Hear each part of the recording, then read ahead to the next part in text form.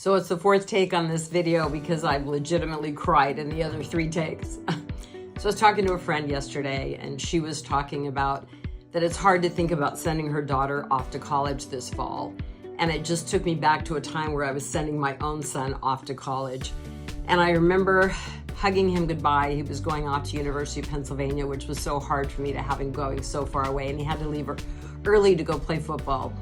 And I remember my husband taking him to the airport. And as they walked out the door, I came upstairs and I just sat on his bed and I just started to cry.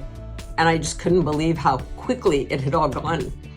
The years go so fast. You know, we bring them into this world. We have this amazing experience with babies and we think it's hard till they become teenagers and then we know it's much harder, right? And then they're gone. And it's not that we lose them, but if you've ever had children go off to college or leave the house, we know it's never the same, even if they come back to visit.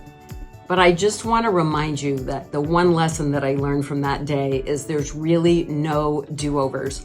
We're given one shot to get this parenting thing right. And I remember after my first son went off to college, I got very intentional, even more so than I already was, about how I led my business and my life, because I still had a few years left with my other two children. I remember calling many friends and saying, there's no do-overs. Like, we've got to really adjust our business and our life. And as a coach, I spend so much time helping people build their business, but I also focus very, very diligently and intentionally with helping people build a life that's fulfilling for themselves and their family. So just a quick reminder today that there's no do-overs and we need to lead life with intention.